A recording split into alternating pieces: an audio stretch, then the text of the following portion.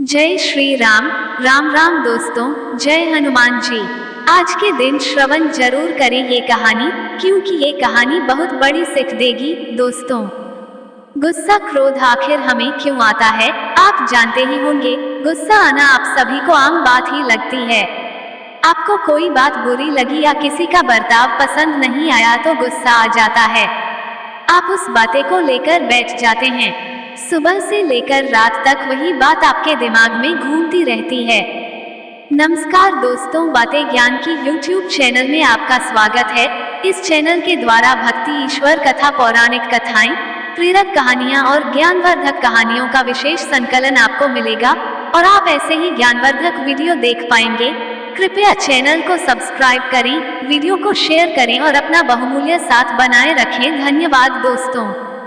क्रोध एक ऐसी बुरी आदत है जिसकी वजह से बड़ी बड़ी परेशानियां खड़ी हो सकती हैं। क्रोध के संबंध में गौतम बुद्ध का एक प्रसंग प्रचलित है। इस प्रसंग में क्रोध के नुकसान बताए गए हैं। प्रसंग के अनुसार एक दिन गौतम बुद्ध अपने शिष्यों के साथ बैठे हुए थे।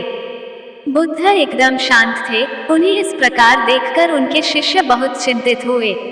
शिष्यों ने सोचा कि शायद तथागत का स्वास्थ्य ठीक नहीं है। तभी एक शिष्य ने उनसे पूछा कि आज आप मौन क्यों हैं? क्या हमसे कोई गलती हो गई है? एक अन्य शिष्य ने पूछा कि क्या आप अस्वस्थ हैं? शिष्यों की बात सुनने के बाद भी बुद्ध चुपचाप ही बैठे रहे। तभी कुछ दूर खड़ा एक शिष्य जोर से चिल्लाया कि आज मुझे सभा में बैठने की अनुमति क्यों नहीं दी गई है?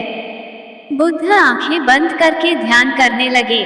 बुद्ध को ध्यान में बैठा देखकर वह शिष्य फिर से चिल्लाया कि मुझे प्रवेश की अनुमति क्यों नहीं दी है?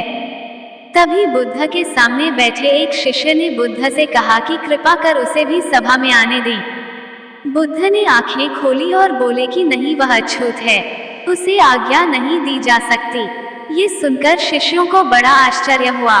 कई शिष्य बोले कि हमारे धर्म में तो जात पात का कोई भेद ही नहीं, फिर वह अछूत कैसे हो गया?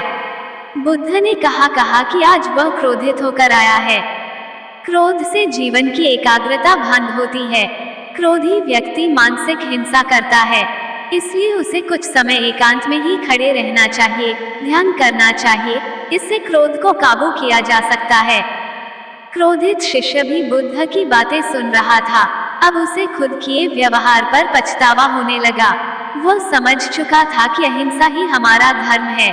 उसने बुद्ध के सामने संकल्प किया कि अब वह कभी क्रोध नहीं करेगा।